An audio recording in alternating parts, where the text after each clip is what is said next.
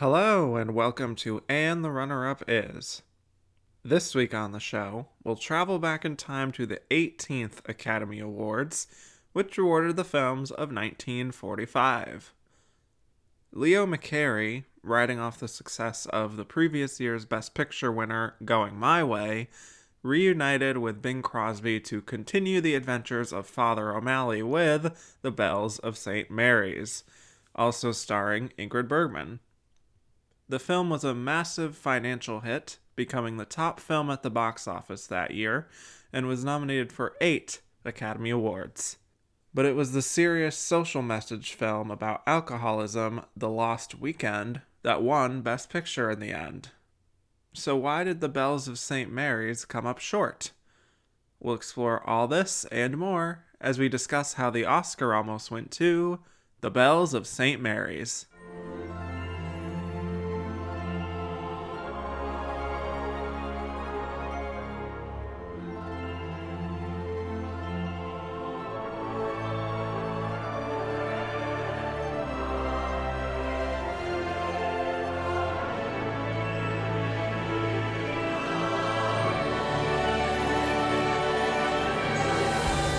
Hello, and welcome back to And the Runner-Up Is. I am your host, Kevin Jacobson. Today we're talking about 1945 at the Oscars. For context, World War II has ended, but by the context of this show, that means we will be soon talking about World War II and the Oscars. So, a weird situation, but I have brought on an old veteran of And the Runner-Up Is at this point, joining the Four-Timers Club today. He first joined me for The Curious Case of Benjamin Button and the films of 2008, Moonstruck and the films of 1987, and Judgment at Nuremberg and the films of 1961. He also joined me for some episodes of On Second Thought about Manchester by the Sea and Sideways. I think he also joined me for some current Oscar coverage last year too. Writer at Gold Derby and his blog, The Awards Connection. Please welcome back Andrew Carden. Hey, Kevin. How Hello. you doing? I'm holding up. How about you? I am holding up. I have to say I'm kind of sad. This is the first episode we're doing where the movie we're covering was not a Best Supporting Actress nominee. That is heartbreaking, yes. Because we also did, if you'll recall, the Manchester by the Sea on Second Thoughts, Yep. as well as Sideways. So, we're talking Michelle Williams, Virginia Madsen, and then we got Taraji P. Henson, we got the incomparable Olympia Dukakis, the legendary Judy Garland, and unfortunately, none of the nuns were nominated for the Bells of St. Mary's, so no Best Supporting Actress nominee here. That's okay. Yes. We're breaking the streak here, but glad to have you back for a fourth time. So always a pleasure. You're definitely one of the stalwarts of this show, I guess you could say at this point. Yes. But so today we're talking about The Bells of St. Mary's, which I presume to be the runner-up that lost Best Picture to The Lost Weekend. I should get into a summary. The Bells of St. Mary's is a sequel to the 1944 Best Picture winner Going My Way. It takes the Father O'Malley character and finds him in a new situation, transferred to the St. Mary's Parish, and he meets the group of nuns who work there, led by Sister Mary Benedict. And so Father O'Malley kind of has some differences with Sister Mary about teaching and guiding the children who go to the school there, but they come together to try and acquire a new modern school for the children, and along the way they also help a broken family come together in an interesting little side plot. So the film was directed by Leo McCarey and written by Dudley Nichols. It stars Bing Crosby once again reprising his role as Father O'Malley, Ingrid Bergman as Sister Mary Benedict, Henry Travers, Joan Carroll, William Gargan, and Martha Sleeper. The Bells of St. Mary's was a major box office hit, grossing $8 million, which made it the #1 film of 1945. So, yes, even back then we had sequels topping the box office. And it was nominated for 8 Academy Awards, winning 1, but that one was not Best Picture. So, first question, Andrew, before we get into The Bells of St. Mary's. can we just talk about your general feelings on Going My Way, just to set the table?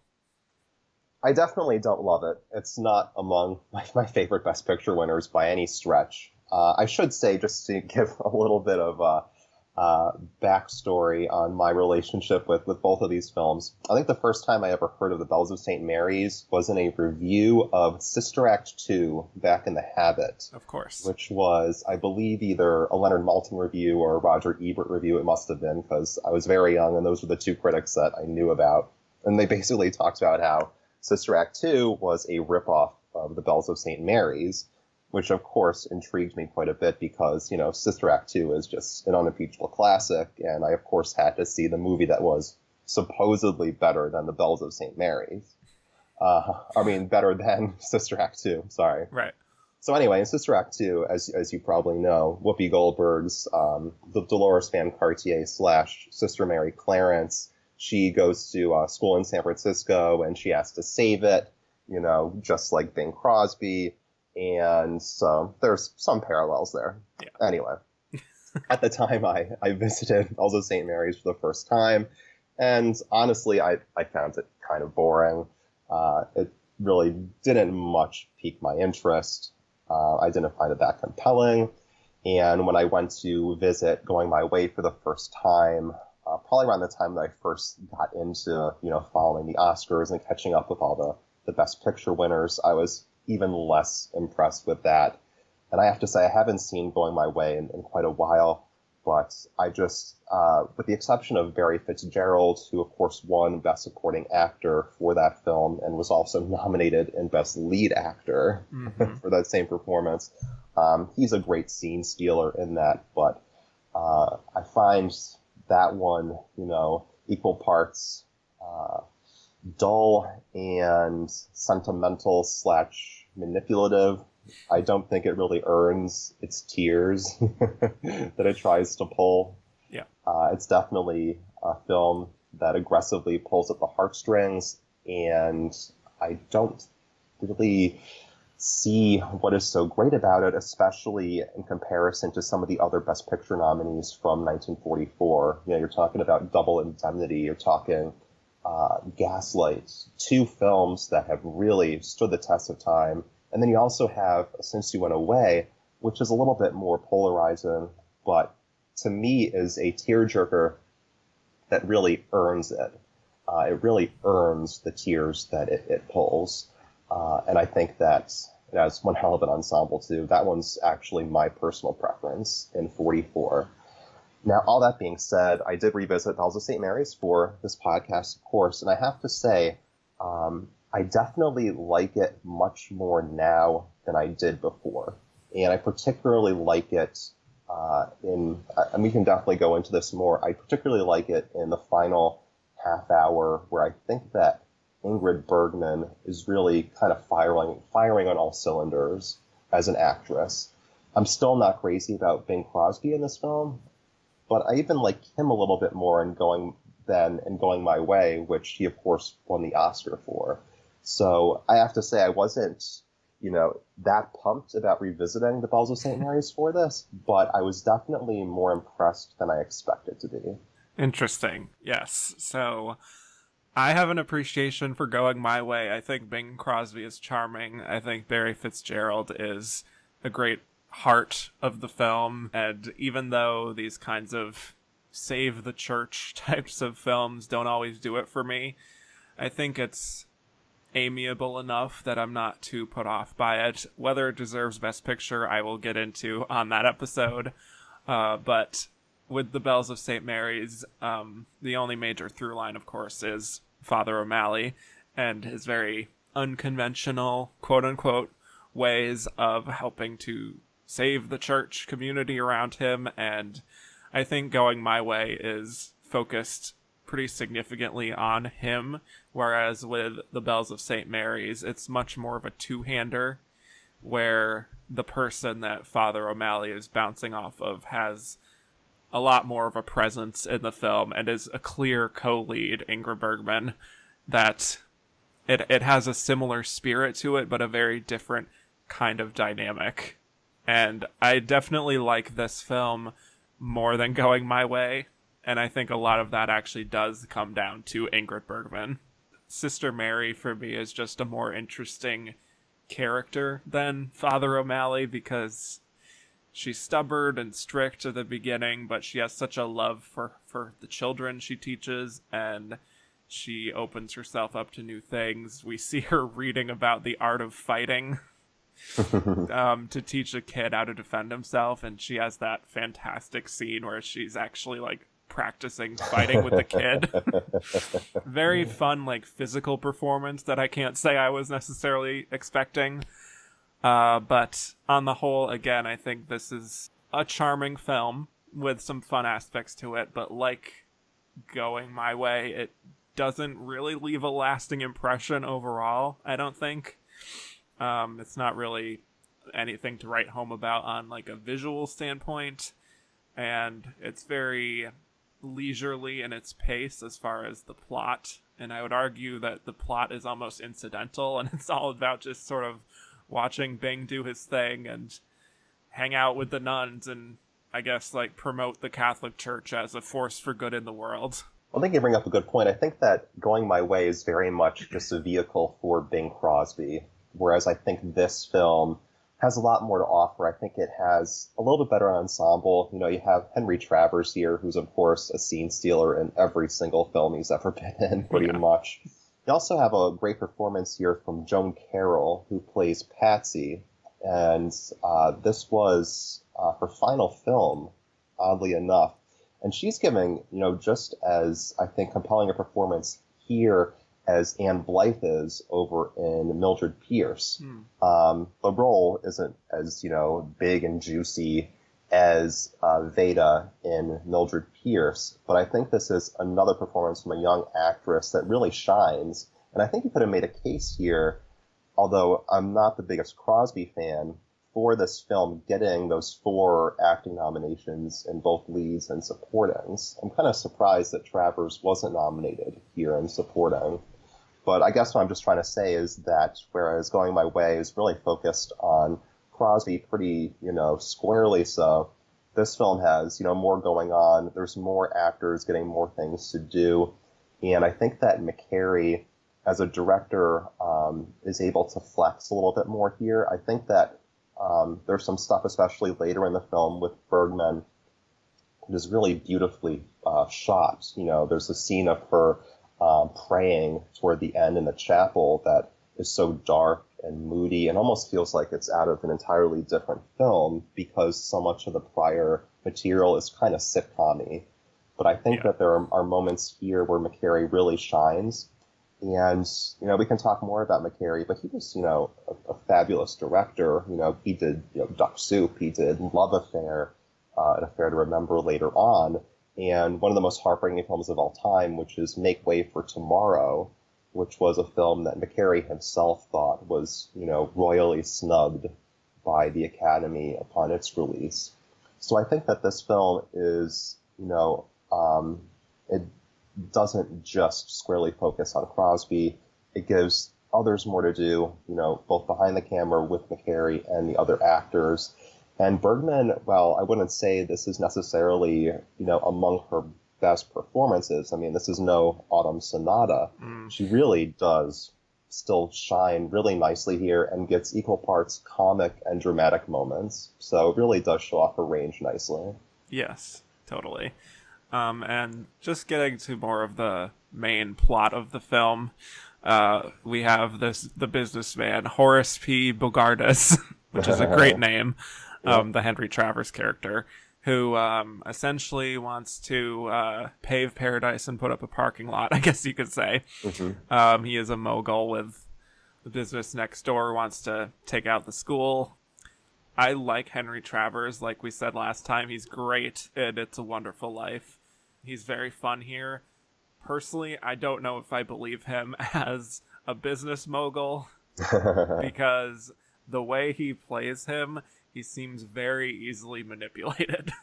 Yes, and yes. Just kind of soft overall, and so there's not really a lot of conflict or suspense about like whether he's gonna hand over the deed to the church, and I don't know if I don't know if this is intentional or not, but I think one of the funniest aspects here is how Father O'Malley, as the representative of this church, is going about all of this in a pretty shady way, you know? Mm-hmm. Mm-hmm. Like, he's befriending this guy's doctor and telling Bogardus that he will soon be dust. Yep. And, like, what kind of legacy do you want to leave behind? And, like, also he will be so respected if he gives things away. And the things that he's saying, you would expect from, like, a respected member of the church, just about, you know, leading a selfless life and all of that. But he's kind of only saying this to manipulate him. Mm-hmm. So it's, like, this interesting dynamic, and I don't know how much the film properly is, like, exploring that Sister Mary and the nuns were just praying and hoping that this businessman had a change of heart, but they're only really able to get what they want done because of Father O'Malley being manipulative and being street smart, and you just don't really, like, associate those types of things with the Catholic Church. But anyway, it's an interesting message, at least from how I interpreted it. I don't know if you have a different take on that. Well, I think the casting of Travers is perhaps a little curious. You'd expect perhaps a more intimidating, big, burly actor to play a character named Horace P. Bogardus, who, you know, should kind of be, you know, intimidating and really hard and cold at the beginning, but, you know, he softens up at the end, and he hugs all the nuns, and he's had a change of heart. You know, Henry Travers is kind of adorable right from the beginning. He's cuddly, yeah. And there really isn't much conflict there. But I think that after Mrs. Miniver, filmmakers were so keen on getting Henry Travers in their film in some way, and, you know, I think this is, I guess, the most obvious role for him to play. So I think he's still, you know, really delightful in this, even if there indeed is really no conflict because of the way he portrays it. And I would agree. I think that, you know, Crosby is a little shady here. But yeah, I really don't find any time that Bergman isn't on screen here, I don't find the film all that compelling. Right. I have to say. Yeah. I really don't find Crosby that amazing an actor overall. I do love him. Well, I think what he's doing in The Country Girl is fascinating just because what he's doing there is such a 180 from most of the roles that he did. And I think he's really, you know, stretching himself there. But I think Father O'Malley is, you know, a pretty one-dimensional role. And I think that it's largely an excuse for him, you know, just to play, you know, a very positive character who gets a chance to, you know, sing a few tunes and doesn't require much, you know, in the way of stretching as an actor. Yeah. But yeah. He has a great voice, and he gets to use it in both films to great effect. And there are some nice moments just of him singing where it's just like, this is comforting. You just want to hang out here and cozy up to the fire, just watching Bing Crosby play the piano and all that. Yeah. His rendition of the title song, The Bells of St. Mary's, I think is really nice. And I like the way the nuns are doing, like, the ding dong in the background. So I think that's really nice. The song, the Best Original Song nominee, Aren't You Glad You're You, is just kind of like a little trifle, I think. Yeah, I kind of forgot how it even sounds, to be honest. Yeah. But, I mean, he must have had in his contract around this time that every film he was in, you know, he had to sing, which is certainly smart because he does have such a distinctive voice. Yeah. Yeah. I would agree with the sentiment that he's not really stretching very much or really even showing off much besides just his own personal charm and his singing voice. Like, there's not really much to work with outside of that for him. And so I think, you know, the nomination is just sort of afterglow coasting off of Going My Way in many ways. It also wasn't exactly the most gangbusters Best Actor year. Yeah. I suspect that Ray Milland won this in probably kind of a landslide. Oh, it was probably a blowout, I would argue. Yeah. Yeah, so I think Crosby was, you know, a shoo-in, especially having just won the year prior. But yeah, he definitely benefited from there not being exactly, a long line of actors waiting to get across that finish line for a nomination. Yeah. But I think, like we said, the comedy is nicely done here, even if it can be quite sitcom-y, as you said. Great work with animals. I like the cat who gets caught up in the hat while Father O'Malley is introducing himself. The dog that's following Henry Travers around. That's fun. Like I said, Sister Mary fighting the boy, and then the boy just like coming through with the uppercut and just smacking her in the face is just okay. I also love the one line in the beginning where the woman who is welcoming Father O'Malley to the church is just like, I can see you don't know what it means to be up to your neck in nuns. That's fun. Well, when O'Malley first enters, it's just like an avalanche of nuns when he's in that conference room. They just keep coming in and in and in and in and in. And the scene in Sister Act, in the first Sister Act, where Whoopi first comes in and there's like an avalanche of nuns. I mean, clearly those films were, the writers had definitely watched these films beforehand and were definitely inspired. Yeah. And I have to say, in Come to the Stable, you had nuns playing tennis. Here, they're boxing. They're playing baseball. Mm-hmm. I love to see a nun play sports. I know. And of course, there's a scene where the kid, I forget what the kid's name is, that Bergman's been coaching. I think Eddie, maybe, where he's outside in the yard fighting, and she's like watching from the window and like trying to coach him. Yeah, she's like imitating the punching. Yeah, so funny. Love it. And of course, perhaps one of the funniest parts of all is the first grade play that the manger Crosby and Bergman watch, in which the kid's like, "Happy birthday to Jesus." And the kid playing him is just like this like chunky little, toddler, and it's pretty adorable. Yeah, it's a cute film, and I think it's, like I said, it's almost like, I don't know if I would call it like a hangout film, but it's just like a nice sort of environment to just have on. Mm-hmm. And you don't have to worry too much about the plot because there's not a lot happening there, and it's just kind of nice, even though by the end it does ramp up certainly dramatically. But before we get there, I also want to talk about this subplot of Joe and Mary. And so Mary is this single woman who brings her daughter Patsy to the school, and Mary is explaining that the father, who's Joe, walked out on her, so Mary raised her daughter alone, and eventually Father O'Malley finds him. I think it's kind of just explained away like, oh, musicians always find each other or something like that.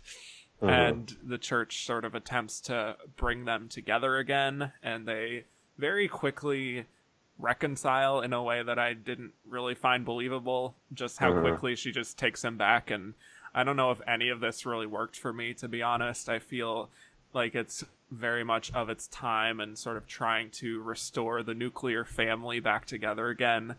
Very post-war baby boomer sort of vibe, and it just doesn't seem fully formed for me. Agreed. I don't think it works. I didn't like this back then, and I still don't like it now. I think that both characters are just completely underwritten, impossible to care about. I do really like Patsy, but I don't know if we really need to see her parents at all. I think if you took out that long scene where Crosby goes to visit them, you'd take 10 minutes out of the film, and I don't think you'd be missing much. I do think it rings as false, and I just think it was ultimately unnecessary. Yeah, pretty much. Do you think that was just like, it almost felt like a studio note, honestly? Probably, just to include this kind of a plot line in the midst of everything. I mean, I think they're trying to kind of stretch out to make like a real ensemble here, more so than in the first film. And I think with the case of those two, it just doesn't work at all. Yeah. So any time there were scenes of that, I was just like, it's a little cringy, not gonna lie.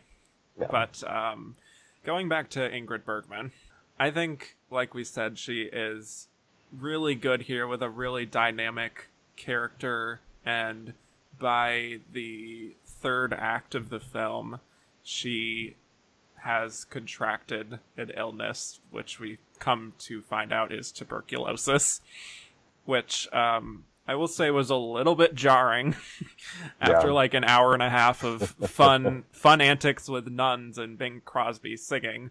Is just a little like, oh, that's a really big left turn there, but okay, we'll go with it. But I will say that I think she is definitely at her best in those dramatic moments where she is feeling quite conflicted inside and she doesn't really know what's wrong with her, and of course they are keeping the truth from her until the very end, but also very shady. Yes. But I think she's really, really good in those moments, and the light certainly hits her in the right way, that Leo McCarey's direction that really highlights her as an actress, just with such a compelling face. I don't know how else to describe it. It's just so watchable for me. I mean, she's absolutely heartbreaking in that scene, and it is so masterfully lit. It feels to me out of an entirely different film, something much, much darker. And I would think audiences at the time must have found it very jarring, but it's still, I mean, while it is so different, I do think that, separately, it's really, really well done. I think it ends on a perfect note, a surprisingly kind of devastating and bittersweet note. But boy, she really hits it out of the park and really earns that nomination in the final half hour. Yeah, that's something that I was definitely watching for, was because she had won many of the Best Actress prizes leading up to the Oscars. She did not win the Oscar, but I was curious to see if there would be something there. And like in the first hour and a half, it's just like, all right, I like her character. She has some fun moments. Not really seeing it yet, but then when you get to that final half hour, it's like, okay, there it is. Yeah. Yeah, I mean, when you're first watching this, it's not really that much less light than something like, a Loretta Young and Come to the Stable. Yeah. But then at the end, it really does take that turn. And I have to say, she may have been reasonably close to Crawford in Best Actress. She really may have been. Yep. Especially since, they didn't hesitate to give consecutive awards, back then. Yeah, especially at this point.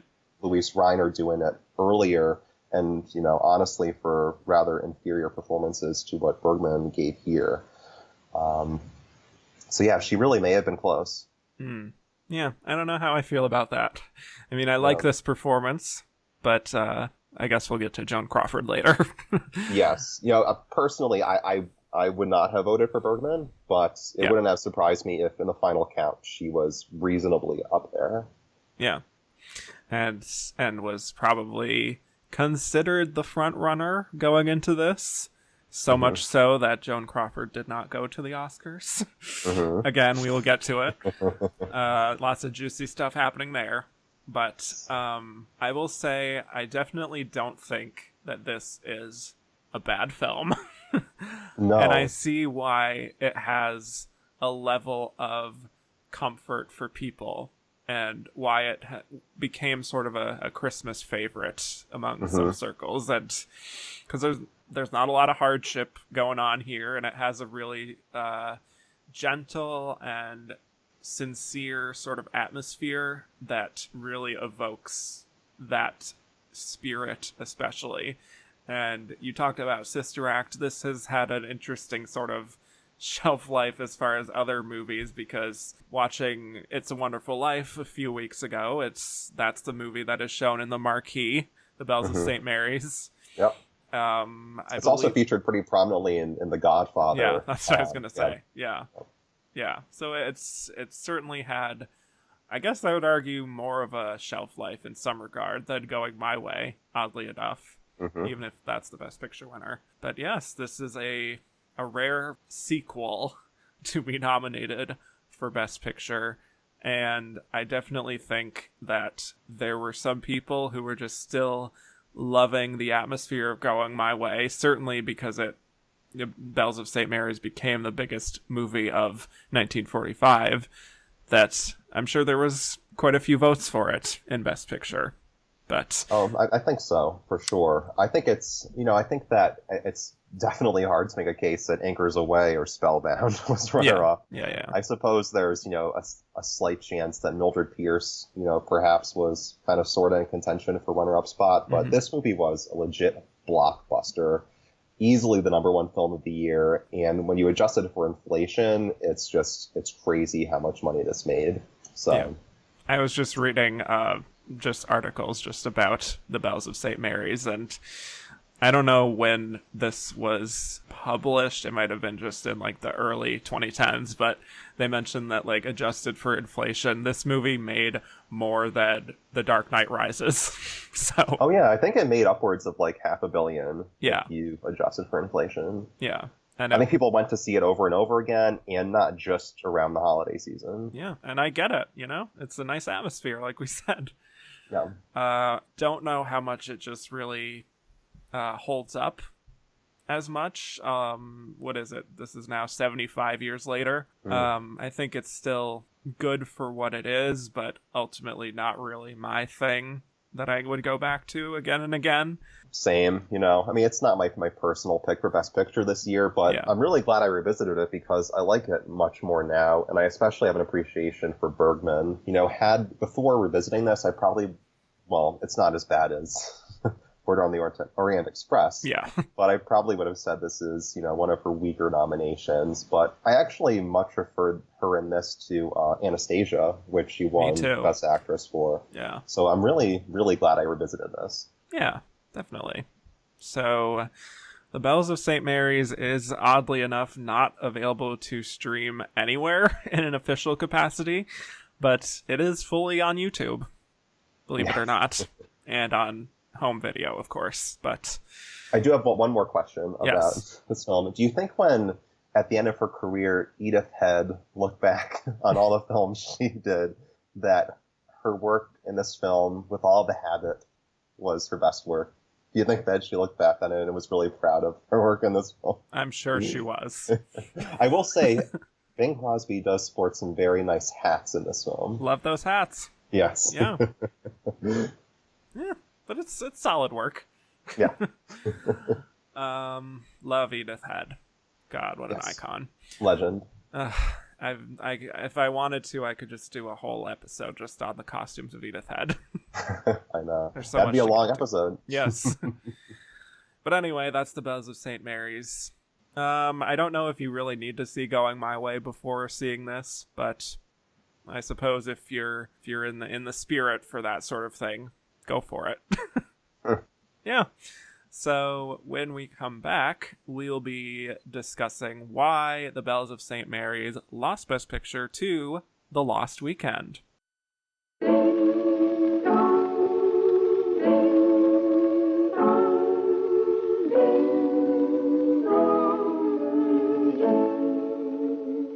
Oh, bells of St. Mary's, we always will love you. And if the dawn is fresh with dew, aren't you glad you're you?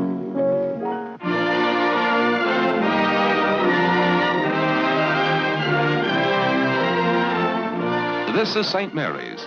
They've got a problem, so they just dialed 0 for O'Malley. Father O'Malley, that is, and now the situation is well in hand. Gonna hear the shortest speech ever heard. This is a holiday. Everybody take the day off. Meet Sister Benedict, a real match for Father O'Malley, but possessing a rare warmth and persuasiveness that really gets things done. Come to any conclusion? Yes. This is going to surprise you. And I do want people to like me. So I was wondering if you would accept my building. Here is a great motion picture, a humorous and touching story you'll love and remember. You know that wherever I am, my heart will always be with St. Mary's. And we're back. So now we'll be discussing why The Bells of St. Mary's lost Best Picture to The Lost Weekend. Bells of St. Mary's was nominated for 8 Academy Awards, the most of any film that year, including Best Picture, Best Director for Leo McCarey, Best Actor for Bing Crosby, Best Actress for Ingrid Bergman, Best Film Editing, Best Original Song for Aren't You Glad You're You, Best Scoring of a Dramatic or Comedy Picture, and Best Sound Recording. And it only won for Best Sound, which might be a first on this show. That the only precursor win, Oscar win at all, was for Best Sound. But again, precursors barely matter at this point in Oscar history, but for what it's worth, Ingrid Bergman won the Best Actress prizes at the Golden Globes and the New York Film Critics, and The Lost Weekend, the film, won Best Picture at both of those groups, as did the star Ray Milland for Best Actor. So let's get into why we think The Lost Weekend was our Best Picture winner of this year. Do you have thoughts? Well, I mean, it's certainly, the most important, with a capital I, film of these 5, sure, by far. And we're getting into an era here where the Academy is awarding films like this, Best Years of Our Lives, Gentleman's Agreement, very topical, important pictures. Social message, that covered, something that perhaps hadn't been covered before. And, you have Ray Milland here, who's giving, one hell of a performance. I would argue the film is, pretty much a vehicle for him. And, I just think that, it definitely feels, more substantive, weightier than something like The Bells of St. Mary's, obviously more than something like Anchors Away or Spellbound. And the book was also a big hit, which certainly helps. The film was also commercially successful. It triumphed at Cannes. I don't know how much influence that really had back then, but it couldn't have hurt. And, it pretty much steamrolled, this year in terms of what it needed to win in directing, screenplay, obviously the big actor win. I suspect it really may not have been that close, all things considered. This is a year where the love was really spread at the Oscars. Not many films were winning multiple awards. If I'm not mistaken, only Lost Weekend and I think National Velvet won multiple Oscars. Yep. So I think Lost Weekend, is pretty clearly the favorite here, and probably by, a good amount. Again, I think we're heading into an era here post-World War II where the most important films are winning the Oscar. And this, of course, comes before another era where films like American in Paris and Greatest Show on Earth and decidedly not important films are winning. So that's kind of an interesting transition going forward in the future. But I think right now, immediately post-war, the Academy is inclined to give it to films that they deem the most important and significant. Yeah, and that they really mean something for society. Yeah. Yeah. And we should mention that this was a film that Paramount was not exactly sure about at first, as far as it being like a commercial hit. And it first premiered, I think, in London. And I was just reading some from Inside Oscar just about how it was a big hit in London and it got a lot of praise. And once some of the New York film critics started seeing it, it was just universal praise. I mean, some of these quotes are truly just insane, sky-high kind of reviews. It's just like, the Hollywood Reporter saying, even with the paper shortage, it's gotten more comment than any picture since Gone with the Wind. And the New York Daily News says the most daring film that ever came out of Hollywood. Well, you have to keep in mind, Ray Milland prior to this was just a matinee idol. Yeah. He was known for being just a really good-looking guy on the screen who never really had an opportunity or had few opportunities to really stretch as an actor. So when people saw this, it was really jaw-dropping. And, he's only 33 years old at this time. He looks more like 53 to me. I know. So it's kind of inspired casting because he just looks so much older. He looks really worn down. He kind of has that William Holden thing going on that William Holden had in his career where he was actually 20 years younger than he looked. So I think that people were just blown away by Milland. And people were also like, man, this Billy Wilder guy, who is he? He might be someone. Who is this director and screenwriter who can seemingly do it all? Little do we know that Billy Wilder would go on to do films, in my opinion at least, even better than this. Right. Yeah. I mean, just looking over this, my favorite thing is with Paramount after it got all of these reviews. The studio is just advertising it as, quote, the most widely acclaimed motion picture in the history of the industry. Mm-hmm. So, I mean, with that kind of praise, yeah, even those who hadn't seen it yet were like, oh my god, I must see this. Meanwhile, you have The Bells of St. Mary's. Yeah, exactly. The Bells of St. Mary's might be a big box office hit and make more money than The Lost Weekend, but is one of those cases, maybe once again, of Oscar voters being like, well, we kind of rewarded this last year. Mm-hmm. We don't need to do it again. Even though I'm sure it did get a fair amount of votes. But yeah, I think The Lost Weekend is great. Billy Wilder, my man. He's just firing on all cylinders here. And then obviously later, like you said, even better, The Apartment, obviously Sunset Boulevard is just, yeah, incredible stuff. But I think it's a great film. I think it's a great character study about this writer who's succumbing to alcoholism and all his loved ones trying to help him. I think it's such an honest film just about the struggle of addiction, and it almost serves as like a guide for how to deal with an addiction yourself, but also if you have family or friends who have this kind of trouble, how to help them overcome it. And it's always striking to me to watch a film that came out 75 years ago that taps into a real issue that people are still dealing with today, but not being like sentimental or manipulative about it. I mean, there are points in this film where it gets pretty real and raw. Just those scenes where he's in withdrawal and he's having hallucinations, and he's at the ward, and there's this other alcoholic patient who's just having like this violent outburst. Yep. And these are just like these incredibly piercing moments that is really, really just well captured, and it's filmed beautifully. It's also just such a simple story when you really look at it, but I think he just executes the vision so impressively.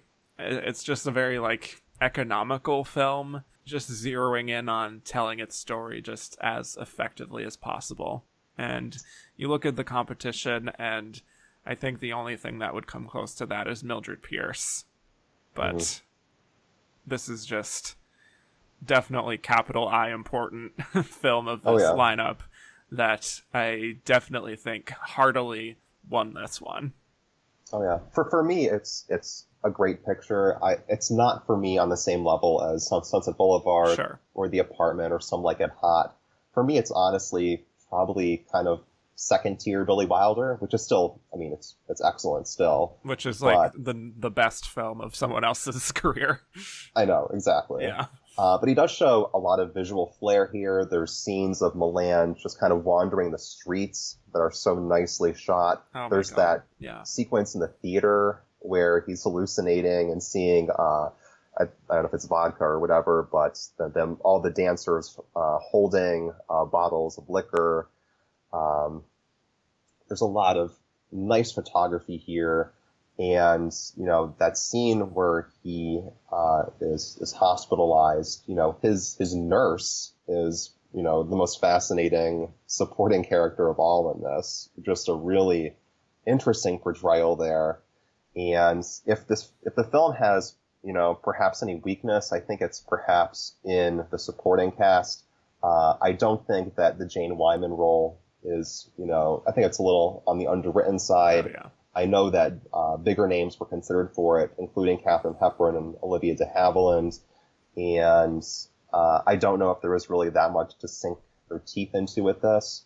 So I think Jane Wyman's, you know, perfectly fine, but her role, you know, doesn't make that much of a splash, nor does the Philip Terry role of Don's brother. And Philip Terry was, of course, married to Joan Crawford around this time. Yes. As well. But yeah, I think it's a very strong film with an excellent performance. I think that it basically operates perfectly as a vehicle for Ray Milland, who unfortunately would really not get anything on this level moving forward. And yeah, I think it's very good. And I think that the way it's photographed with its kind of scary music, it often kind of looks and feels like one of the Universal horror movies from this time. Yeah. Which is interesting. But yeah, I mean, hats off to Wilder for this, and especially to Milland, who is very, very good. Yeah. And just one other scene that I love is just in how well it's blocked, I think, and just the level of stakes there is just in this one scene is the moment where he's trying to steal money from a woman's purse at a restaurant. Yes. That is just like this one scene, but you could just, there's so much going on just on so many different levels. And you can really just feel the desperation in him there. Yeah, I mean, he looks so desperate and kind of, pathetic. Yeah. And I think that audiences back then just must have been awestruck by, seeing this guy who they had known before as just this, handsome, young matinee idol, now in this completely different role, complete 180. Yeah. And I think that, that range that he showed made him all the more a shoo-in for the Best Actor prize. Oh, yeah. And that sort of transformative kind of role certainly happened back then. It still happens now. That sort of narrative of a matinee idol, like you said, turning into this kind of a character is catnip for the Academy. So, yeah. Now, it should be said that the movie is somewhat watered down from the novel, which, had a lot of homosexual overtones. That his struggle and his pain came largely from, being in the closet. And you don't really see much of that here. But even so, I think it's, a very good adaptation, and Milland is excellent. Totally agree. Yes. Let's get to some questions, because we got several for The Bells of St. Mary's and The Lost Weekend. So, Miles McHale says, is Bells of St. Mary's the first sequel up for Best Picture? I believe so, although I think that some folks could maybe make a case that the Broadway Melody of, I think, 36 was a sequel to the Broadway Melody, but they're really only related in name. There's no character overlap. So I think, so I think that it would be the first. It is indeed, and it's still actually quite rare for that to happen. So that's kind of neat. Yeah. It's the Father O'Malley cinematic universe. I know. I wish we got another. Was there a third one? I don't think there was, but I could be mistaken. I think there was like a TV series. Okay. With Gene Kelly. Oh. I think I read that. Okay. But yes, let's bring back Father O'Malley. I don't know who would we cast for that role now. God, I don't know. Somebody who can sing too. Yeah. Not a clue. I don't think he needs to be brought back. Yeah. Ryan Gosling. That's Hollywood. That's what they would do. Anyway, he can't really sing is the joke. No. Anyway, so Kevin Clowder said, do you think Bing Crosby gave a strong enough performance in The Bells of St. Mary's to justify receiving back-to-back nominations for playing the same character? I mean, I really don't think that he's that nomination worthy, but I'm also not sure if there was anyone. I mean, there must have been, but I can't think of many other actors this year who were more deserving. Right. So, for me, he's not even last in that category. I'd probably rank Cornel Wilde last in Best Actor. It's not the strongest year for leading men, even when I take into consideration, other pictures from this year. So, I mean, I don't think he's that great in it, but I don't think this year was like an embarrassment of riches. Yeah. If it's just a binary of like, is this performance worthy of an Oscar? And we don't even think about the competition, I would say no. Yeah. Agreed. But yeah, given the competition, I think he sort of just got in by default. Oh, yeah. Yeah. So, Catherine Short asks us, how close do you think Ingrid Bergman came to winning back-to-back Best Actress awards, considering her immense popularity and the financial and critical success of The Bells of St. Mary's? And how do you think we would look back on her win if she had won? I think she may have come reasonably close. Yeah. Even Joan Crawford herself thought that she would win. Mm-hmm. And I don't think it would be viewed that favorably today. But I also don't know how this would change the trajectory of future Ingrid Bergman Oscar appearances. Does she win for Anastasia? I don't know. I don't know. If she does, then she definitely isn't winning for Murder on the Orient Express later. I don't think, at least. Probably not. But yeah, I don't think this would be viewed favorably at all. And I think that Crawford would go down as like almost like a Judy Garland level robbery. Yeah. And I don't think that Crawford wins for Possessed or Sun and Fear later on. Yeah. So Crawford would ultimately go Oscarless, which would not be good. No, definitely not. But yeah, I mean, I think it's a deserving nomination, absolutely. I do think she got quite a few votes. Clearly, she had the support, and we should also just note that she had a really great year, and she was winning the critics' prizes not only for The Bells of St. Mary's, but also for Spellbound, which are two really interesting performances when you look at the both of them, just showing the range. She has the range. So I think she was in a third film too, but I cannot think what it was offhand. I don't think it was like an Oscar caliber film, but she had another film too. So it was just like one of those years where it's, like Cher in 1987, where you had Moonstruck and which is a beast. Yes, thank and all you these for great films. bringing that back. Yeah. Or if you want to make the comparison, Alicia Vikander. Yeah. If you wanted to, which yes. I don't. So, moving on to Ronaldo Sosa. Do you think Jane Wyman deserved a nomination for The Lost Weekend? If so, would she have been lead or supporting, since she wasn't that big of a star yet? I love Jane Wyman, but I don't think she was nomination worthy here. And I would put her in supporting for sure, but I have no idea where she was ultimately pushed. She may have had some chance just because the film was so admired, but I'm really not sure where she would have ultimately placed here. Yeah, I guess I'll just say she would have been supporting because she doesn't have a lot to do, but I also do not think she is nomination worthy. Yeah. Meh. I mean, it's definitely not on the level of her Douglas Sirk work by any stretch. Oh my goodness, no. I mean, those are films she deserved. I mean, she did get nomination for Magnificent Obsession, thankfully, but I mean, the lack of nom for All That Heaven Allows is just criminal. I know. But she won an Oscar. So yes. I forget she did, honestly. Like, Johnny Belinda is a film that I forget exists sometimes. Well, she's very good at it. She is. In a mute role. Yes. Mark Brinkerhoff said, The Lost Weekend is the first in a long history of modern social issues pictures that the Academy embraced. Why did the Oscars move into a decidedly progressive direction post-World War II? I don't exactly know why, but I mean, they did. And this, Best Years of Our Lives, Gentleman's Agreement, 3 hugely important films. And, it's a nice streak. And something like The Bells of St. Mary's just comes off as kind of like a fluffy trifle in comparison to something like The Lost Weekend, which is really a heavy, important, topical message movie. So, I don't know exactly why, they went in this direction. I think it was largely, just the competition. Nothing was going to beat Best Years of Our Lives, for instance. Right. The Yearling was not going to beat it. But yeah, I mean, oftentimes, it's really, just depends on the competition. In this case, you had a streak of very important films winning.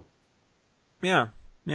And sometimes it just doesn't work out that way. Like with I don't know how much you could say Hamlet is important in that regard. It certainly has the gravitas of Shakespeare, but, you would have films like The Snake Pit, for example, nominated there, or The Treasure of the Sierra Madre, which both have a level of something to them. Right. Well, in that case, I think, I don't want to just move into a different Oscar here, but I think that kind of like The Snake Pit and Johnny Belinda kind of ate from the same voter base. Yeah. But I don't know how Treasure of Sierra Madre didn't win. That still surprises me. Yeah. But anyway. Yes. We actually already touched on this from Mark Lamb talking about the homosexuality aspect to The Lost Weekend that was a bit lost in the film. He also says the male sadistic nurse is a hint of I don't know if it's a hint, but I think that nurse is just, without that much dialogue, just fascinating. It's a really interesting choice. Yeah, I agree. Yeah, and really just a great portrayal. And I'd almost be inclined to put that actor, I'm not sure who it was, on my best supporting actor shortlist for this year, which would surely be the shortest performance ever nominated in that category. Yes. But certainly making the most of his screen time. Yeah, but for sure. Okay, so I think that's it for questions. Let's move on to the other films nominated for Best Picture. I want to start with Mildred Pierce. Finally, we can talk about Mildred Pierce here. Yes. And I love this film. I am obsessed with it. I also love the HBO miniseries that came out in 2011, directed by Todd Haynes. I just love this story so much, and I don't know why it resonates with me so much, but I think it's just that central relationship at the heart of the film. There are certainly films and stories about mothers and daughters who don't get along, but this one is so memorable in just how monstrous Vida Pierce is. It's just astonishing sometimes I know. Watching him in both of those iterations. It's just, you cannot believe the entitlement there. What are your thoughts on Mildred Pierce? I mean, I think it's Michael Curtiz's masterpiece. I think it's even better than Casablanca. I think it's one of the great films of the 1940s. I think Crawford is one of the great Best Actress winners. I mean, I think it's pretty much all around perfect, although I would say that the male actors in this do not shine anywhere as bright as the women. I mean, that's probably the most minor of quibbles because, Crawford, Arden, Blythe alone are just spectacular. I completely share your love for this. It's almost certainly the best film of the year, in my opinion. I actually much prefer this to The Lost Weekend, even though I quite admire a lot about that. I mean, this is a very rewatchable film. I mean, Crawford is just, perfect here. I mean, she is absolutely brilliant, and it's a performance that makes her off-screen life, just all the more fascinating. Just because, I mean, she is just the ultimate mother in this, one of the all-time great screen moms. And then to watch something like not Mildred Pierce, like Mommy Dearest, and to read the book, and to know all that supposedly happened in real life, it just ends up being kind of perplexing, to watch this character and then hear this about the actress. Frankly, it makes it, all the more fascinating a film to watch. Yeah, absolutely. And for those who may not know, please watch Mildred Pierce, first of all. But yes. It's about a woman, Mildred Pierce, who has kids and separates from her husband, and she becomes this big-time restaurant owner, and she really spoils her daughter, Vida, and Vida is incredibly spoiled and entitled and looks down on her mother for working in restaurants, and then Mildred meets a new man in her life, Monty, and there's a very complicated dynamic happening between them and Vida, and there's this ongoing plot device, too, of a murder mystery, which I know isn't really in the novel in its structure, but that was an interesting choice, and to adapt it to a more, I guess, commercial film. But there's so much going on, so much great melodrama, and yeah, we have Joan Crawford here in her most iconic role, I would say, playing Mildred. She wins an Oscar for it. Completely deserved. One of my favorite Best Actress wins ever. Cinematography is breathtaking. Almost every shot of her in the film just screams movie star. There are so many great transitions from the shadows to the light, where it's just like her walking through a room and the camera just worships her. Yep. And I think it's such a complex role that she pulls off with so much grace, just in conveying the patience that she has for her awful daughter. but also that she's kind of on the verge of a breakdown, of dealing with all the pressures in her life. I just think it's such a masterclass performance, and working with such great material too, from such a great script. The scenes in the present where she's like agonizing over what to tell the police, so good. Every interaction she has with Vita is so engrossing, just with like the dissonance of having a lot of difficulty managing her daughter, but also still loving her anyway. I just think it's the perfect match of actress with material, and it's so wild to me reading like about how she wasn't even the first choice for this. I know. Bette Davis was, of course, a choice for this as well. But I think it's a rare example of an actress truly winning for her best role. Yep. And I agree. I think it would be a great double feature, this and Mommy Dearest. Oh, yeah. But that's neither here nor there. I mean, the camera is so in love with Crawford here, Yeah. but as we know, Michael Curtiz wanted Bette Davis before Crawford. He wanted Barbara Stanwyck before Crawford. He wanted Olivia de Havilland. He preferred Joan Fontaine. Like, Crawford had to do a screen test, which she was not happy about. But, boy, she is magnificently photographed here. I mean, the opening with her suicide attempt is just so beautifully photographed. And, you know, the Crawford Blythe scenes, they bring to mind, you know, other mother-daughter relationships. I think of, you know, Jessica Lange and Kim Stanley kind of in Frances, and the scenes between them. You know, I mean, we're just talking about one of the all-time most electrifying mother-daughter relationships ever on screen. And of course, we have to, you know, mention Eve Arden, who is a delight here. She and Joan are kind of doing like a Lucy and Ethel thing here. And Arden is just perfect in what easily could have been the Thelma Ritter role, slash Joan Cusack in Working Girl sidekick role. A wonderful nomination. I'm so glad she got in. I love it. It's one of the all-time great movie comebacks because, of course, Joan was dropped by MGM. She had this big comeback with Warner Brothers, and I mean, it is just an all-around masterpiece for all involved. Yeah, definitely. It's so funny just looking at seeing Curtiz and how he was like talking about how I don't want to cast Joan Crawford. She's just like a has-been. And then actually filming with her on set and talking about afterwards, just saying how like he couldn't have been more wrong about her. She was fantastic. She was so graceful and nice. And so really fascinating behind the scenes too. But yeah, and she wins her one and only Oscar for this. And like I said, totally ranks up with one of my best of all time. So let's get to a little bit of what happened with her as far as the ceremony. Ronaldo Sosa said, "Do you believe Joan Crawford's story about being on her deathbed actually made an impact on her winning, or would she have won anyway?" Well, I mean, Crawford, she was pretty open, you know, after the fact about how she was just nervous as hell and wasn't actually sick. And she really thought that Bergman would win. And she also, oddly, in later years, would say that Mildred Pierce was kind of like a career win, which I find kind of odd because it's certainly not. It's an amazing performance in itself. Yeah.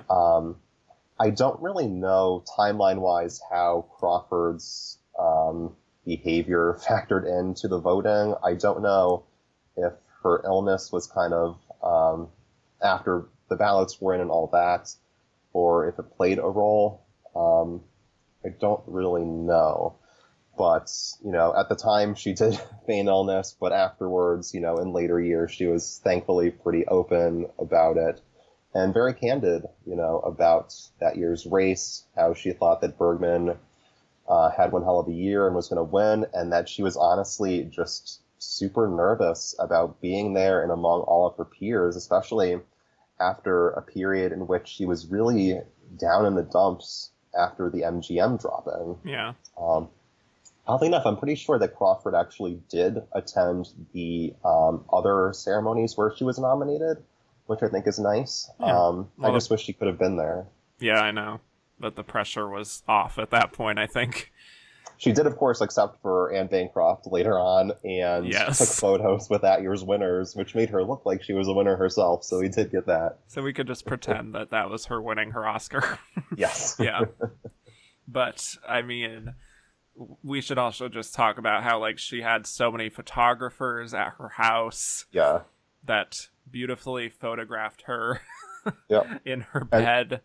And it's all portrayed in Mommy Dearest. Yeah. All of this stuff, which it may have actually been fairly accurate the way it went down. We see in Mommy Dearest Faye Dunaway as Joan listening to the radio and all the excitement, and then she goes outside where all the press has been waiting for her, and she gives some remarks. So it actually may have been fairly accurate in that regard. Right. Of course, all of this is from Christina Crawford, Joan's daughter, and her recollection of it. So if you ever want to watch, how this went down, Mommy Dearest is actually, pretty good in that regard. Right.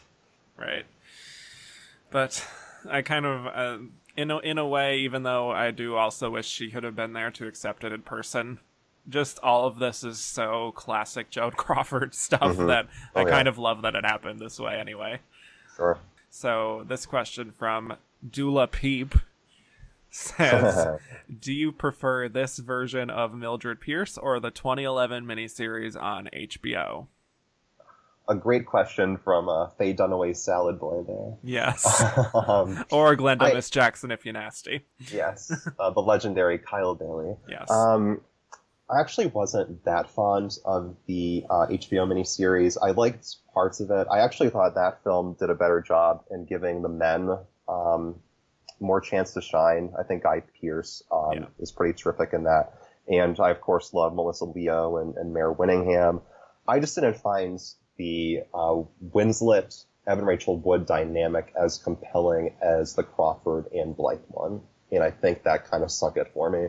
And I didn't think that it was as visually compelling as other Todd Haynes films. So ultimately, I just kind of thought it was rather unnecessary and definitely inferior to the 45 version. Yeah. I prefer the film, but I actually really do like the miniseries quite a bit, and I like that it does expand things out a little more, even though it is verging on being overlong, for sure. It's like 5 hours in total. Mm-hmm. I think it's... I really like Kate Winslet in it. I think she's very... She provides that sort of desperation really well, especially just in wanting to please her daughter. And Evan Rachel Wood, I think, is very good on her own. But on the whole, I will say that you can't beat the original. Exactly. But Kate Winslet won an Emmy for it. Guy Pearce won an Emmy for it. And he is certainly an improvement. I agree. He is, yes. Over the film. But still, it's worth a watch. It's on HBO, HBO Go, HBO Now, wherever you want to view it. If you want to view it, I would recommend it at least. But definitely watch the original first. Yes, so yes. That's priority. Yes. So shall we talk about Spellbound? Sure. So here we have Ingrid Bergman again, having a year, having a moment. She was the moment, sharing the screen with my father, Gregory Peck.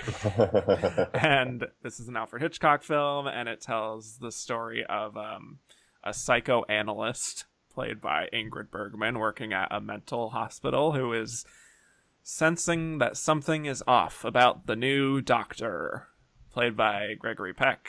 Turns out he's an imposter. Uh-oh. And he's suffering from a bit of a guilt complex. And he actually killed the real doctor, but doesn't really know why, and he has amnesia. And it's all about sort of her efforts to get to the bottom of it. What are your thoughts on Spellbound? I actually don't love Spellbound. It's not one of my favorite Hitchcock films. I think it's kind of odd that it was a picture and director nominee, except it wasn't because it had David O. Selznick as producer, and he, of course, campaigned the hell out of it. Yeah. I think that, for me, this film is kind of like watching the psychiatrist scene from Psycho over and over and over again. It is very talky. There's a lot of, I guess, what I would call psychobabble here. And though Bergman and Peck had an affair in real life, I don't think that their chemistry here is that great. I think that often in his career, Hitchcock would get these two megastars together, and on paper, they must have sounded perfect. I think of like Paul Newman and Julie Andrews in Torn Curtain, for instance. And ultimately, when they got on the screen together, it just didn't quite click as it should have. And I feel like that's kind of the case with Peck and Bergman in this film. I do think that there are some memorable things. I think that the Salvador Dali dream sequence is pretty incredible, but I think it's all too brief. It was apparently, 20 minutes long in the initial cut, and it's ultimately like 3 or 4 minutes here. So it's kind of fleeting, unfortunately. There are some memorable scenes. There's one death in this film involving a fence that is pretty brutal, I must say, for its time.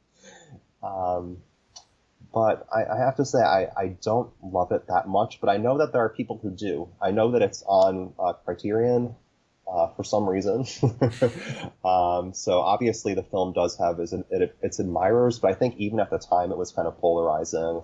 Yeah. And ultimately, David O. Selznick just managed to campaign it to a bunch of nominations. Mm-hmm. So definitely not among my favorite Hitchcocks, but, it's watchable enough. Yeah. Well, I really like Spellbound. I think that Ingrid, is really good in it, and the film has an interesting, almost a feminist sort of bent to it in some ways, where she is dealing with a lot of misogyny around her, but she's always the smartest person in the room, and she's just like continuing to prove how smart she is, her excellence in a way that the men just can't really help but shut up eventually. So I kind of like that aspect to it. She also falls for the Gregory Peck character, of course, but she's still very focused on her work. And yeah, that sequence in the middle with the Salvador Dali dream sequence, absolutely breathtaking visually. That really even holds up today, I would argue. Yep. All those eyes and the man without a face. Yeah. The man falling off a building, really just spooky imagery that you could only imagine someone like a David Lynch was inspired by. Oh yeah. But I like the film, but it's not necessarily one of my favorite Hitchcock films. And I would, sort of agree that it's sort of shocking that this is one of the ones that was nominated for Best Picture and Director. Because it's not really like essential for me, but still very watchable. Yeah, I would say it may have had influence on Jonathan Demme as well, because there's a lot of speaking directly to the camera. That's true. Rewatching it, I kept thinking, wow, this is like very Demme. Yeah. I will say, I know that Selznick pushed hard to get Jennifer Jones to play this role, not surprisingly. So I'm glad that Bergman is here instead, but I do much prefer her work in Bells of St. Mary's this year. Well, that tees up this next question very nicely. This was from Chelsea, who said, would you have nominated Bergman for Spellbound or kept her nomination for The Bells of St. Mary's? And if the Oscar rules were different, do you think she would have been nominated for both? St. Mary's for sure. Would she have been nominated for both? I don't think so. I'm honestly not sure who would drop from Best Actress this year, because Greer Garson and Jennifer Jones had Louis B. Mayer and David Selznick behind them, who were, of course, just, total masterminds of award season campaigning back then. So I'm skeptical that either of them would drop. I suppose that Gene Tierney may have dropped, which is kind of sad, because I think Gene Tierney, for me at least, would either be second or third in this category, my personal preference, but she did not have a Selznick or a Louis B. Mayer behind her campaign-wise, so I suspect she was probably most vulnerable. Even so, I don't know if Bergman would have been in here for Spellbound. Yeah, I'm also on the fence on that, but I do prefer her in The Bells of St. Mary's, just because of that really great climax that she has at the end. Yeah. So moving on to Jackson DeStefano.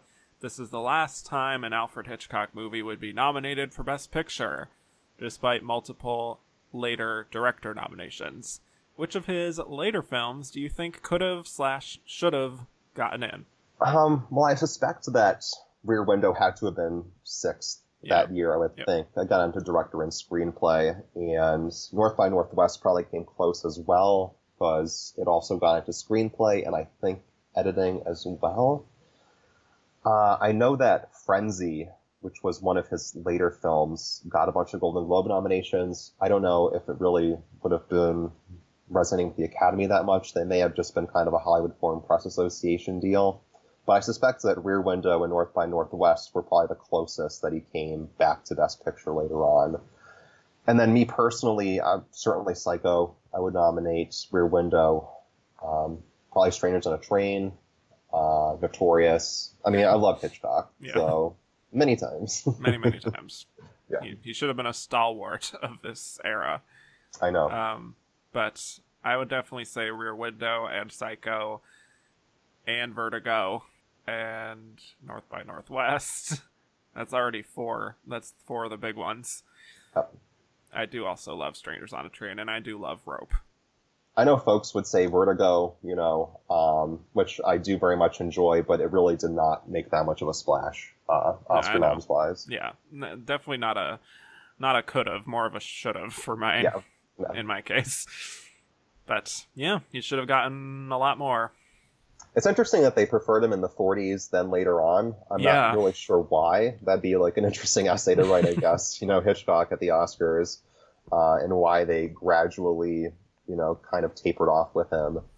But they sure loved him in the 40s. He was such a mainstay, and he had so many films. And I indicated just in other episodes talking about the future Oscars, of course, just about how maybe he was just sort of seen as more of a B-movie commercial type of a director. I'm not sure, but see that. Yeah. Let's move on to Anchors Away. Oh boy. So I mentioned On the Town on the 1949 episode, and now we can talk about Anchors Away, which On the Town was very clearly a spiritual sequel of. Oh yeah. And we have Gene Kelly and Frank Sinatra playing soldiers on leave. And in On the Town, they were in New York, and here in Anchors Away, they're in Los Angeles. Yeah. So, yeah. Same general feeling in both of them. The guys are looking to have some fun on the town and meet some ladies and all that jazz. Comic misunderstandings ensue. Yep. So what is your take on Anchors Away? It's fun, but kind of an odd Best Picture nominee, I think. Yeah. I think that State Fair, the Rodgers and Hammerstein musical this year, would be a more logical Best Picture nominee, and I think it's also just a much better musical overall. For me, this is actually the weakest of the Gene Kelly, Frank Sinatra musicals. I even prefer Take Me Out to the Ballgame, which is their third movie musical together. And it's kind of odd because this is a collaboration between Isabel Leonard, who was a screenwriter, and Jules Stein, the composer, who would later go on to do Funny Girl, which is, of course, one of the all-time greats. Yeah. We have a director here, George Sidney, who did kind of a lot of the, I would say second-tier movie musicals of that era. He did the Annie Get Your Gun movie. He did Kiss Me Kate. He did Pal Joey. And these are all, fun, watchable musicals, but they're not like The King and I or The Sound of Music or, the best musicals of this era. So, I mean, it's fun. I think it looks really good. I think Gene and Frank are a blast to watch. But the songs aren't that memorable. And I think it feels a little bit long. And I don't think Katherine Grayson is, the greatest leading lady. And I will say that there are, 3 minutes of real movie magic here, which is, of course, the Gene Kelly, Jerry the Mouse dance scene, which still holds up and is an absolute delight. But I do find this to be kind of an odd Best Picture nominee. Yeah, that is definitely the highlight of the film for me, and I guess many others as well. Really fantastic scene that also really doesn't have anything to do with the rest of the film. So it's kind of awkward in that sense that it's just so sort of outside of what the main plot is that it's still the best part, even though it has not much to do with anything. But Gene Kelly doing what he does best. Love to see the man tap dance. You love to see it. And it's fun watching Sinatra dance here too. Yeah. Yeah, and I think he has a nice sort of goofy charm to him that's fun. Yep. The rest of the film I do think is uneven, and it goes on for way too long. I know. I don't know why this has to be 143 minutes. Oh man. And like no intermission, of course.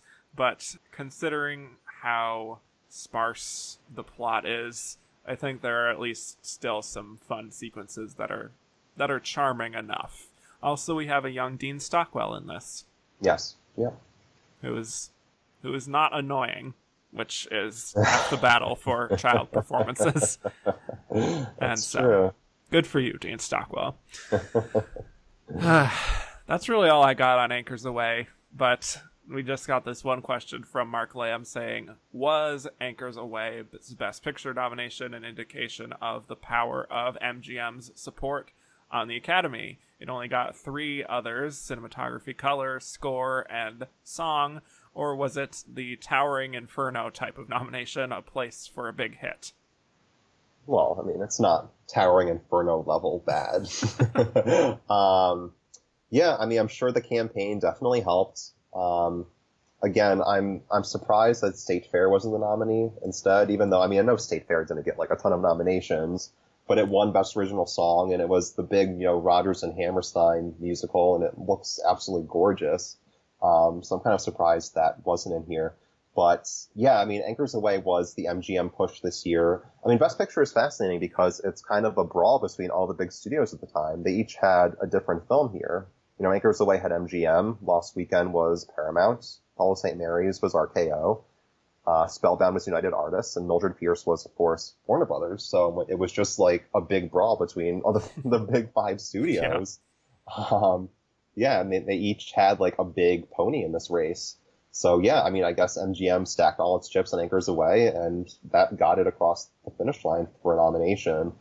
But it still just strikes me as a very odd nominee, and I think On the Town is a lot better. Me too, and it's shorter, and it's also a lot more, hornier.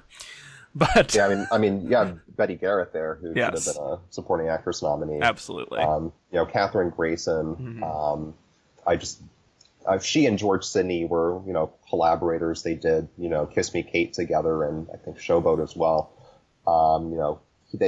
They were definitely kind of had like a Scorsese De Niro thing going on, I guess. Yeah. But I don't think she's that compelling a leading lady. So it's really just Sinatra and Kelly here without a whole lot of support otherwise. And as a result, I don't think it's as great. Yeah, agreed. I don't know if I would go so far as to compare it to like a Dr. Dolittle situation, but sometimes a studio is just, they have a lot of people in the Academy, and if they all agree to put their chips on one film, then they can get it to Best Picture. That was certainly true of this era and going all the way to like the 60s and stuff. So I mean, look, it's Gene Kelly and Frank Sinatra, not Rex Harrison. I mean, you're gonna have a more enjoyable experience with these two guys. I'm not talking quality here, of course. I'm just saying studio support. Yeah. But yeah. I have not seen the for your consideration ads from this year, so if there were for your consideration ads this year, so I'm not sure what the campaign exactly looked like. Right. Well, even from reading Inside Oscar, there was the sentiment at the time that this was a surprise that it got nominated. So, interesting. Interesting Best Picture lineup. There are more films that we could talk about in our Shoulda Been a Contender segment. This is where we talk about other films not nominated for Best Picture that came out in 1945. So, Andrew, do you have one at the top of your list? Well, I mean, we might as well just keep the conversation going briefly with State Fair, which I love, which was from the director of The King and I, Walter Lang. Stars Jean Crane, who, sometimes a great actress and sometimes a little on the miscast side. But it's basically, just a lovely Rodgers and Hammerstein musical, shot in beautiful Technicolor. about the various goings on at the Iowa State Fair. And, you have carousels and just beautiful scenery and some nice songs and great actors like Dana Andrews and Faye Bainter, Henry Morgan. Just like an all-around, lovely film. Don't need to, go too much into that. I think it only got a couple nominations, but it did win Best Original Song. Over 14 songs. Yes. But yeah, I think it's a absolutely lovely Rodgers and Hammerstein's effort. I don't know if you've seen State Fair. I have not. Okay. One we should obviously talk about is National Velvet. Yes, which is a director nomination. Yeah, which was probably 6th in this lineup, I would think. Wonderful early Elizabeth Taylor, of course, playing the titular role of Velvet Brown, who adores her horses and is going to be training it for the big Grand National race in England. She has support from Mickey Rooney playing her jockey, and of course Anne Revere wins Best Supporting Actress this year. I love the film. I think it looks absolutely stunning. That being said, I think the Anne Revere win is kind of a curiosity, I must say, especially over that competition. Yeah. Well, Clarence Brown, director of The Yearling. Yeah. Before there was a boy and his deer, there was a girl and her horse. I know. So, the Academy loved this sort of thing at the time. And, the audience, I much prefer National Velvet over I would agree. I think National Velvet's actually a really exciting movie, and I think that Elizabeth Taylor is really kind of irresistible. Really good. You can, again, see why she would become who she would become. Dare I say she deserved a Best Actress nomination. Just because, we can, I guess, go into it more at some point, but, Greer Garson and Jennifer Jones, they're two actresses who got a lot of nominations, and I would argue that most of them were rather undeserved, and that they were the beneficiaries of very aggressive campaigns over and over again by Louis B. Mayer and David Selznick. I think that both, may as well just go into it now. I think Love Letters and The Valley of Decision are both extremely boring, and Elizabeth Taylor would have been a much more inspired nominee for this film. Yeah, but with Anne Revere, yes, she wins Best Supporting Actress here as the mother of Velvet. And we learn that she swam the English Channel, right? Yes. In the past. She's a very strong woman, very strong-willed and, I don't know, sturdy. I don't know how you... how you still kind of a thankless role, though, in my opinion. And when you have, Eve Arden and Anne Blythe and Angela Lansbury, too, in that lineup, just kind of a curious win. I know that Revere was like the most veteran actress of that group, so maybe that was early 40s. I know. Yeah. So that may have been a factor, but she would not have received my vote. But this would have been a Best Picture nominee if I had my way. Wow. I would definitely not go that far, but I like certain elements of this film. But yeah, I think the horse racing scenes are very good. And I think doesn't it win for film editing? Yeah, it's one of the only. It's only Lost Weekend and this received multiple Oscars on Oscar night. Yeah, amazing. See, I just think Taylor is so delightful and irresistible in this, and I just think she makes the film gold. I wouldn't say like Mickey Rooney's like doing amazing work here, but I think it looks gorgeous. I think it's very well edited. I think it's exciting. I think it's inspirational, and much better than The Yearling. That's my 2 cents on that one. Yeah. Well, while we're here, we can just briefly touch on the other directing nominee, which is The Southerner. This is Jean Renoir. One of his first Hollywood films. He previously received a lot of acclaim for his French films, of course, for Le Grand Illusion and The Rules of the Game.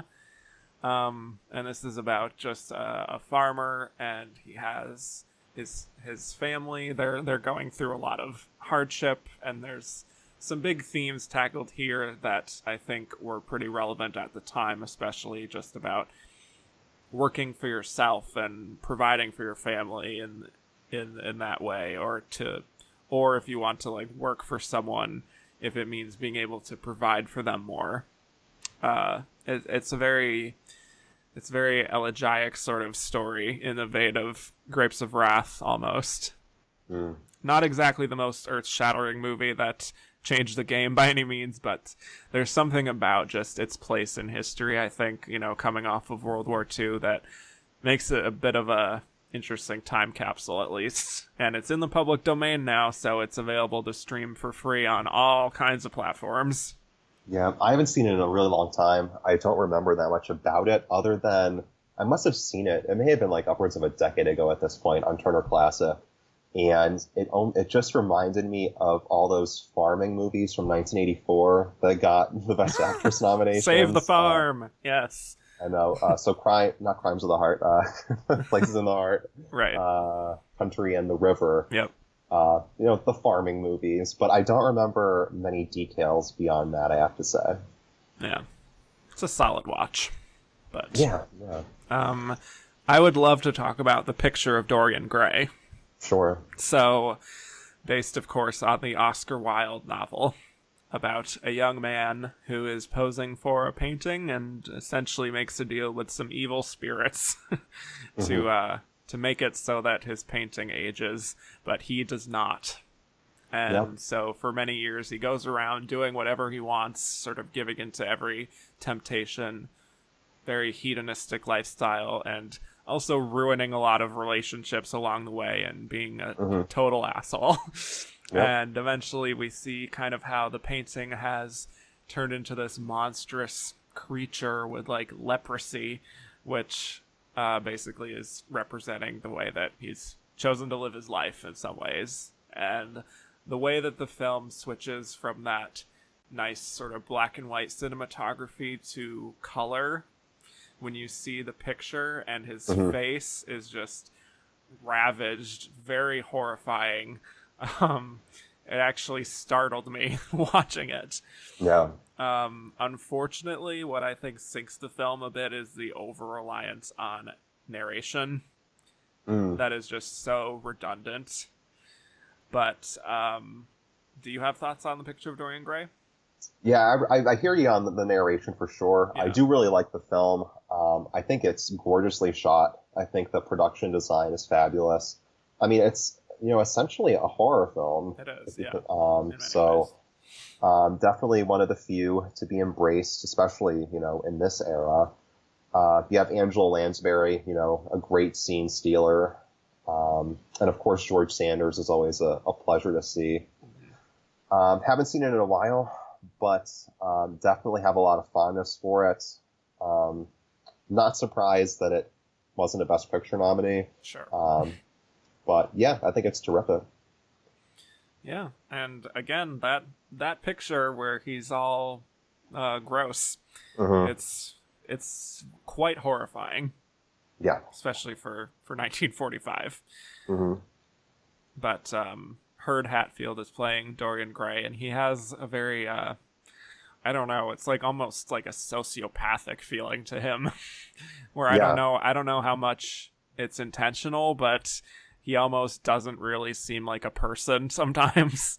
Like it's just very alien feeling. But yeah, really interesting. But yes, Angela Lansbury nominated for supporting actress. Not entirely sure why. Because her screen time is pretty brief. She sings a few songs, but I don't think there's a lot there, to be perfectly honest. Yeah, I think some of that gaslight afterglow definitely helped in that regard. And I think Hurd Hatfield is definitely inspired casting. He has kind of like, almost like a mannequin quality to him. Yeah. Which means that he wouldn't necessarily be suitable for a lot of leading men roles. But in this case, it's absolutely perfect. Yeah. And also the scene at the end where his beautiful young face actually turns into that face is also quite a memorable image, I must say. Yeah. Almost nightmarish. I mean, it's kind of like an extended Twilight Zone episode, if you think about it. Yeah. Because you could easily see a Twilight Zone episode ending on that note. And I think it's perfect. Yeah. So, do you have another one? Well, we're on the topic of horror films. Might as well mention the Universal film from this year, which was House of Dracula. Sure. This is the one where Dracula and the Wolfman are basically sick of being Dracula and the Wolfman and want to be rid of their supernatural abilities. So they seek out a doctor to basically come up with cures to their curses. But while he's in the process of trying to cure them, he himself ends up developing this curse, which turns him into kind of a ghoulish figure. So not the greatest of the Universal films. At this point, Bela Lugosi, of course, is not portraying Count Dracula. Mm-hmm. But we do have Lon Chaney Jr. still playing the Wolfman, who is a lot of fun. And I enjoy all of these Universal films because they all run about 70 minutes and are just an easy, breezy, enjoyable blast to watch. Yeah. This is one of the last Universal horror films, right? Yeah, we're getting to the end with them. I mean, once you start doing like House of Dracula and these movies where several of them were coming together, like Frankenstein versus the Wolfman, yeah, they were getting pretty desperate, but they're still fun. Could mention The Corn is Green, which was the big Bette Davis vehicle this year. It wasn't much of a hit commercially or critically, so I think that's largely why she missed in Best Actress. Because otherwise, it's a pretty baity role. She's basically portraying this spinster teacher who opens up a school in a town where most of the kids can't read. So she wants to, spread the good word and teach these kids. And she connects with this one particular student who is played by John Dahl, who was, of course, in Rope. He gets the Best Supporting Actor nomination here and really kind of overshadows Bette Davis. Definitely not among her best vehicles. At the same time, kind of surprising she didn't get in for this because she did generally make the Best Actress cut for her films. Certainly not one of the better known, but still worth checking out if you're kind of a Bette Davis completist. Mm-hmm. And then beyond that, I think my only other should have been a contender from this year would be Christmas in Connecticut, which was Barbara Stanwyck's film from this year, which certainly had an influence on a lot of romantic comedies. Later on, she's basically portraying this columnist, a single columnist who writes this column in which she is a housewife. It's actually called Diary of a Housewife. And there's this war hero who becomes enamored with the column and is desperate to meet the Stanwyck character. So Stanwyck's publisher basically comes up with this sham where he's going to take this single woman and set her up on a country farm with a husband and a child and just a beautiful Christmas setting. But of course, once the war hero actually meets her, they fall madly in love, and it becomes just a delightful rom-com. I wish that this film actually got more play during the Christmas season. Besides Turner Classic, I don't think it really gets much action these days, but I think Stanwyck is delightful. I think it's one of her best comic turns, and I think it's definitely a must-see for anybody looking for a rom-com from this era. Well, this was from Brandon Stanwyck, who said, "Isn't it amazing how in 1945 Barbara Stanwyck founded your home state of Connecticut with her film Christmas in Connecticut?" Yes. Yes. Oh, she did, yes. Yes, and we say our prayers to Barbara every day here in Connecticut. Well, she was the first governor of Connecticut, right? Yes, of course. Yes. So we have a lot of respect for her. Yes. Anyway, a few other films I wanted to touch on that are two very different films, but first is just Rome Open City.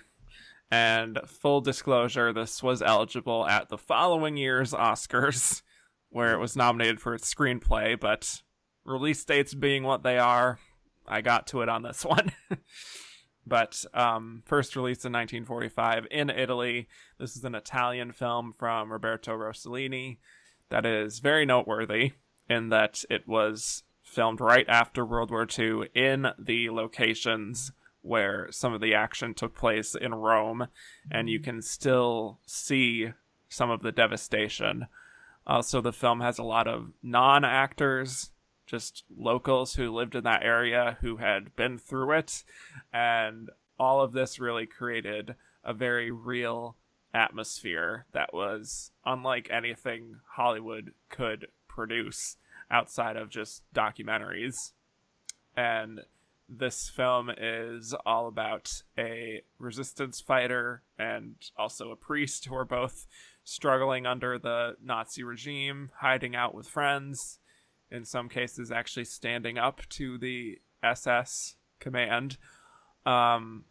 All really riveting stuff, especially if you know about just the behind the scenes of it all. It's so emotional by the end, and such a harrowing journey, and with a very, very bittersweet ending. And it really sort of kicked off the Italian realism sort of filmmaking school in a big way, and is fully available on the Criterion channel if you want to check that one out. Really, really good. Yeah, I admittedly haven't seen it, so I'll have to catch up with that at some point. Yeah. And it has Anna Magnani as well, mm-hmm. future Best Actress winner, in a very, very compelling role. But the other film I wanted to just touch on is The Three Caballeros. So I had never seen this movie before. All of these kinds of anthology films that Disney made from this era just kind of escaped me. But I watched it on Disney Plus the other day. I just wanted to talk about it here. I don't know if I would say that it should have been more of a contender. It was nominated for sound and score, but this is a wild film. So, have you seen it? If I did, it was long ago. I vaguely recall it, but I couldn't tell you any specifics at all. Okay, well, this one has a few short stories in the beginning, but most of it consists of Donald Duck joining this group of a parrot and a rooster, and they are touring Latin America. And It's really, really impressive animation. Much like that sequence in Anchors Away, there is a blending of animation and live action. And it's not totally seamless by any means, but is certainly accomplished for the time period. And there is definitely some stereotyping also. It came with a warning on Disney Plus just about how some of the cultural depictions may be outdated. Which is certainly true. But I just have to say, I have never seen Donald Duck in this light. Because he is very horny. Wow. I really want to watch this now. He is just going after every woman he interacts with. The heart eyes are going crazy. And the amount of times that Donald Duck calls a woman toots was just a lot to handle. Wow. And also the film ends with what I can only really describe as an acid trip sequence of just sound and color and surrealism. I mean, it's less than an hour and a half, but it is a journey. Wow, I might have to watch that today. Yeah. Again, there is some cultural depictions that get pretty racy. It's not like Song of the South by any means, but it's just very like stereotyping of this is what happens in Latin America. But yeah, it's on Disney Plus. If you have it, watch it. Honestly, I don't know if I recommend watching it with kids because it gets pretty racy with the amount of sex. Not anything like explicit, but certainly there are a lot of allusions to it that are a little, I don't know. But it's a journey. And I just wanted to talk about it here because it was a really interesting experience to watch that 75 years later. Wow. Anyway, that's kind of what I wanted to end on. Hey, it's a perfect note to end on. But I don't know if we have any other questions here that are noteworthy, but you pretty much, we both sort of touched on a lot of other questions already. But I guess this we can just touch on from Gordon at Mark Wahlberg said, this year marks the only nomination for Robert Mitchum. Why do you think they never nominated him again? What other roles would you have nominated for, if any? Well, certainly The Night of the Hunter would have been a worthy nom for sure. Maybe even Cape Fear, in which he's really intimidating and does excellent work that I think is superior to De Niro's turn in the remake. That being said, I suspect he was probably close to a nomination a few times. Probably for the Sundowners, which received a bunch of other nominations. Yeah. And also perhaps for Heaven Knows Mr. Allison, which is certainly an Oscar-friendly picture. And he may have also been in the running for The Longest Day in Best Supporting Actor. I know that got some nominations as well. Yeah. So, I mean, I don't think they had anything against Robert Mitchum. I think that he probably came close several times, but I mean, there's sometimes where you can only, eke out on one nomination. I mean, just look at Gene Kelly, a wonderful performer, one of the all-time great entertainers, and he only had the one acting nomination as well. So, I mean, sometimes you just end up placing, 6th or 7th a bunch of times, and it's unfortunate, but, at least he got the one nom this year for a story of G.I. Joe, which, he's pretty good in. It's not, the most unforgettable of films or performances, but, I think it's a fine nomination, and especially in a year that isn't exactly gangbusters in supporting actor. Yeah. 6th or 7th many times. Sounds like Emily Blunt. Sure. Robert Mitchum was the Emily Blunt of his time. That's what they say. That's what I hear. So, one other one from Cole Duffy said, is there any reason why the nominee list for best scoring of a dramatic or comedy picture is so long? I swear they nominated every film eligible. Well, they changed the rules the following year, and they ended up doing 2 different categories with 5 nominees each. So I think this is the last year where it's just an insane free-for-all, where it seems like every single film that came out that year was nominated. And of course, Spellbound is the winner. Yeah. And not a bad winner. Yeah, really great score. I love the intro to that one. But yeah, that's pretty much all we got on 1945. If you're all set, we can move on to our final segment. I am all set. All right. So when we come back, we'll be delivering our verdict as to whether we think The Lost Weekend deserved Best Picture, or if The Bells of St. Mary's deserved it more. The most startling novel of the decade, brought to the screen with uncompromising frankness, pulling no punches, knowing full well the storm it would cause. For this is a relentless, terrifying tale of 5 lost days and nights, torn from a man's life, bearing his heart and soul. The Lost Weekend, starring Ray Milland in one of the great performances of motion picture history. And Jane Wyman as the girl who shared his desperate journey into fear. You just happen to walk in on this. Now, if you know what's good for you, you'll turn around and walk out again, and walk fast, and don't turn back. Down strange, forbidden byways he wandered in search of his soul. One woman loved him too much to let him lose it. Another wanted him enough to take him without it. You do like me a little, don't you, honey? Boy, Natch, Gloria, Natch.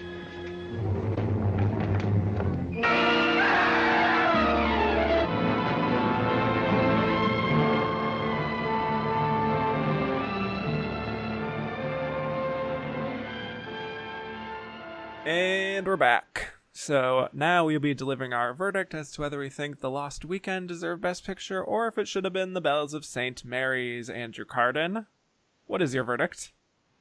I have to be honest, between these 2 films, I'm having kind of a head versus heart situation here. I think my heart is honestly with The Bells of St. Mary's. Wow. If only for that final half hour and Ingrid Bergman's performance. And all of the laughs that I get earlier on in the film from the nuns, who I just find so delightful. But my head is ultimately with The Lost Weekend between these 2. I think that Milland is brilliant. I think Wilder's doing some very solid work here, and that it's a very worthy adaptation of an excellent novel. Yeah. I will say that my head and heart go with The Lost Weekend. And I like a lot of moments in The Bells of St. Mary's, but I don't know if it fully comes together as a film for me, as much as The Lost Weekend is just totally zeroed in on what it's trying to portray there. And is a very, very deserving Best Picture winner from one of the best directors there ever was. Mm-hmm. So, no arguments there. If we were to open it up to all of the nominees, we could probably agree that Mildred Pierce, that would be my choice. For sure. Yeah. Without question for me. And I think it's a travesty that Curtiz was absent in Best Director, because he directs the hell out of that film. I mean, I know that it is kind of a Crawford vehicle through and through, but there's so much more just beyond that performance. I mean, he is doing some amazing film noir work here. And for me, it's right on the same level, if not superior to the work he did on Casablanca. Oh, yeah. Yeah. I would give this Best Picture, even if we were to open it up to all films. I think it is the best film that I have seen from 1945. So I would agree. Yeah. Well, thank you, Andrew, for coming on once again for another fabulous episode of the show. Always appreciate your takes. Always an honor and a pleasure, and I can't wait to hear when you tackle the 10 nominee years coming up. Oh boy, I can't wait. I'm sure you're excited. My homework is going to double. Yes, and be harder to track down in terms of finding these films. Yes. In some cases. Well, thanks. Good luck. So, where can people find more from you on the internet? Well, I'm on Twitter all the time, and, always doing my commentary over there, generally on, Best Actress and Best Supporting Actress races from the past. Also, a lot of great FYC ads that you post. Yes. For Your Consideration Friday. Find me every Friday. Around 8 a.m. I'll post a nice For Your Consideration ad from the past. So that's something I'll be doing moving forward. But otherwise, I have done a lot of work for Gold Derby, which Kevin, of course, is a part of as well, and also over at Awards Watch with Eric Anderson. And I, of course, also have my own blog, which is The Awards Connection, and you can find me on Twitter at Awards Connect. Very good. And you can find me on Twitter at Kevin_Jacobson. The show is at Oscar Runner Up. The show is everywhere you can find podcasts. Rate, review, subscribe, and if you liked what you heard and you want to hear more, please become a patron at patreon.com/andtherunnerup.is. And you can hear me and Andrew and some other folks talking about some other Best Picture nominees like Manchester by the Sea and Sideways, which are both really nice discussions. And I haven't mentioned this for a long time, but if you're not on Twitter and you want to email me at all about anything, it's at filmtrophies@gmail.com, just in case I wanted to open it up for those of you who do not have Twitter. And also you can go to andtherunnerup.is.com for all of these episodes and also some interesting archive of the Twitter rankings that we've done of all of these races. So, having said all of that, thank you once again, Andrew. Thank you, Kevin. And I will bid you all adieu.